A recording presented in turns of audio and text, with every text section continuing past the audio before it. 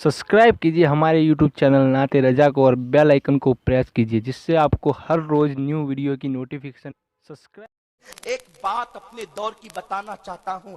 एक मुफक्किर ने हुस्न की तबाहकारियों पर एक बात करते हुए कहा, अल्लाह अकबर।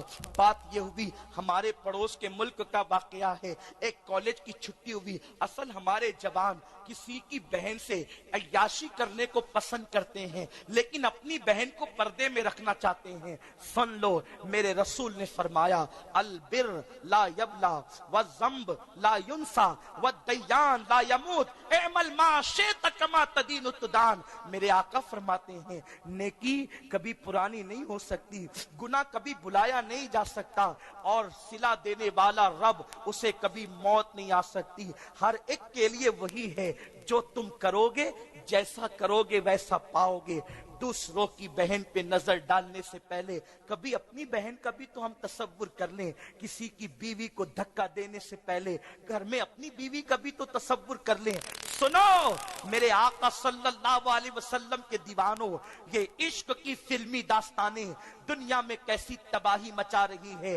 दूसरों के साथ अय्याशी करने वाला कभी अपनी बहन की आबरू को महफूज नहीं कर सकता। हमारे पड़ोस के मुल्क की दास्तान को बयान करते हुए मुफक्किर कहता है कि पड़ोस के मुल्क में हुआ यूं, कॉलेज की छुट्टी हुई। कॉलेज की छुट्टी के बाद लड़कियां निकल पड़ी हंसी मजाक करते हुए अपने घरों की तरफ। पीछे बाइक पर नौजवानों ने उनके साथ रंगरेलियां करने का प्लान तैयार किया, जैसा कि आजकल का माहौल चल रहा है। उसके बाद उन्होंने लड़कियों को फिक्रे कहना शुरू किए। कुछ लड़कियों ने जवाब दिया, कुछ शर्म के मारे गर्दन झुका लेती है। उसके बाद लड़कियां सिटी बस में सवार हो जाती है, और सवार होने के बाद वो लड़कियां जब बस में सवार हुई तो बस के अंदर भीड़ इतनी थी कि तिल रखने को जगह नहीं थी। लड़कों ने सोचा भीड़ का फायदा उठा लिया जाए। उन्होंने अपनी बाइक एक नुक्कड़ पर लगा दी, और लगाने के बाद वो भी बस में चढ़ गए जहां लड़कियां मौजूद थी। ये मुस्लिम लड़कों का हाल बता रहा हूं, अल्लाह अकबर। जहां लड़कियां खड़ी थी ये भी जाकर के खड़े हो गए, और वो मुफक्किर कहता है कि उन लड़कियों के साथ भीड़ का नाजायज फायदा उठाते हुए उन लड़कियों के साथ उन्होंने बदतमीजी करना शुरू कर दिया। मेरी ज़बान हया खामोश है कि उन्होंने अपने हाथ कहां तक दाखिल किए, इस पर मैं तबसरा इस महफिल में नहीं कर सकता, बिलखुसूस जबकि मेरे बिरादर बुजुर्गवार बुलबुले बागे मदीना कारी रिजवान साहब बैठे हों। मैं मुकम्मल तौर पर इस बात पर तबसरा नहीं कर सकता, लेकिन इतना हया के पर्दे में जरूर कह सकता हूं, उन्होंने अपने हाथ वहां दाखिल किए जिसके जिक्र की गुंजाइश नहीं, और उसी से वो लुत्फअंदोज होते रहे। हत्ता के जब स्टॉप आते रहे, लोग उतरते रहे, भीड़ छटती रही। एक मुकाम वो आया जहां कॉलेज की लड़कियां उतर गई, ये भी निकले और वापस उस नुक्कड़ पर पहुंचे जहां बाइक लगी थी। आज वो नौजवान बड़े खुश थे, हमने दिल को तस्कीन दे दिया, नफ्स को तस्कीन दे दिया, दिल की तमन्ना पूरी कर ली, दिल की ख्वाहिश पूरी कर ली। शादी से पहले वो सारी लज्जतें आज पाली गई जो शादी के बाद लोगों को बड़े जतन से मिला करती है। और उसके बाद एक नौजवान जब अपने घर पर बाइक लेकर के पहुंचा तो एक लौती खूबसूरत जवान बहन को घर में सिसकियां लेते हुए उसने आवाज सुनी, जल्दी के साथ बाइक खड़े की, और उसके बाद घर में दाखिल हुआ तो जवान एक लौती खूबसूरत बहन माँ और बाप के दरमियान बैठकर मोटे मोटे आंसुओं से रो रही थी। भाई ने मोहब्बत भरे लहजे में, मोहब्बत और जज्बात के मिले जुले लहजे में कहा, मेरी बहन को क्या हुआ? इससे पहले कि उसकी माँ कुछ कहती, बहन गुस्से में खड़ी हो गई और लंबे लंबे हाथ करके भाई को बद्दुआ देने लगी। नादान तू पूछता है मुझे क्या हुआ? अल्लाह तुझ जैसा भाई किसी को अता ना करे। जालिम, अल्लाह तुझ जैसा भाई किसी को ना दे। कल तक इसी भाई बहन में इतनी प्यार, इतनी मोहब्बत और इतना प्यार था कि बहन हाथ उठाकर दुआ देती थी, अल्लाह मेरे जैसा भाई हर बहन को अता करे। लेकिन आज बहन मोटे मोटे आंसुओं से रोकर उस जवान के लिए कह रही थी, जालिम, अल्लाह तुझ जैसा भाई किसी को अता न करे।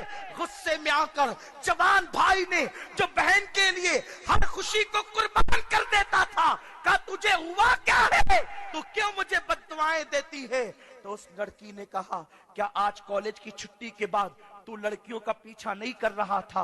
वो शर्मा सा गया, लो मेरे घर तक ये बात पहुंच गई। लेकिन जैसी लड़की ने दूसरा जुमला अदा किया, उसके पैरों के नीचे से जमीन खिसक गई। जालिम, जब तुम लड़कियों का पीछा कर रहे थे और बस में तुम सवार होकर लड़कियों के गलत मुकामात पर हाथ डाल रहे थे, तो तुझे मालूम है तू जज्बात में इतना मगलूब हो गया था कि जिस लड़की पर तेरा हाथ पड़ा वो कोई अजनबी नहीं थी, बल्कि तेरी खुद की सगी बहन थी। तूने जो कुछ गंदी हरकत की है, तूने अपनी बहन के साथ की है। दुनिया ये दिन तुम्हें दिखाना चाहती है।